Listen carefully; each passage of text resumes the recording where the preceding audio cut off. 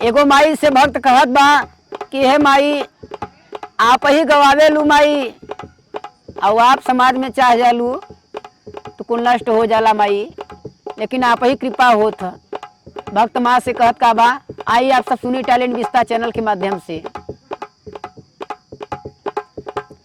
मैया सुना पुकार, मैया सुना पुकार, बलकवा द्वार खड़ा, मैया सुना पुकार, बलकवा द्वार खड़ा, ए मैया सुना पुकार, बलकवा द्वार खड़ा। ए बिनती बा सवार, बलकवा द्वार खड़ा,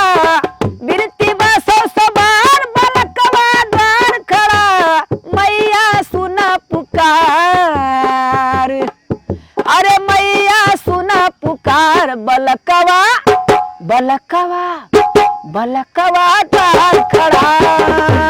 मैया सुना पुकार, बलकवा द्वार खड़ा। तुलसीदास के दिहलू गियनवा, मूर्ख कालिदास पे धैलू दियनवा, तुलसीदास के दिहलू गियनवा, मूर्ख कालिदास पे धैलू दियनवा,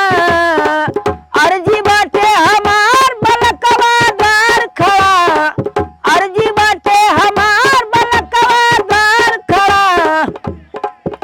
ए मैया सुना पुकार, ए देवी सुना पुकार, ए बीड़ा वाली सुना पुकार, बलकवा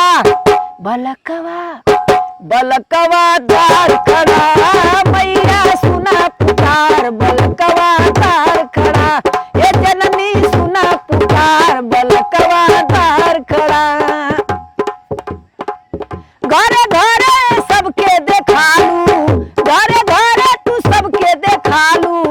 नवरात्र में आसन लगावेलू, नवरात्र में आसन लगावेलू, सुंदर लागे दरबार, बलकवा द्वार खड़ा, सुंदर लागे दरबार, बलकवा द्वार खड़ा, सुनला बिनती हमार, मैया सुनो पुकार, बलकवा बलकवा बलकवा द्वार खड़ा, मैया सुना पुकार, बलकवा द्वार खड़ा, ए मैया सुना पुकार, बलकवा द्वार खड़ा। सब आवेले पंडा पुजारी, विकट भैया रहिया निहारी, सब आवेले पंडा पुजारी, लिखे भैया विकास निहारी, रसिया राहुल तोहार, बलकवा द्वार खड़ा, रसिया राहुल तोहार, बलकवा द्वार खड़ा, मैया सुना पुकार, मैया सुना पुकार, और मैया सुना पुकार, बलकवा बलकवा बलकवा द्वार खड़ा,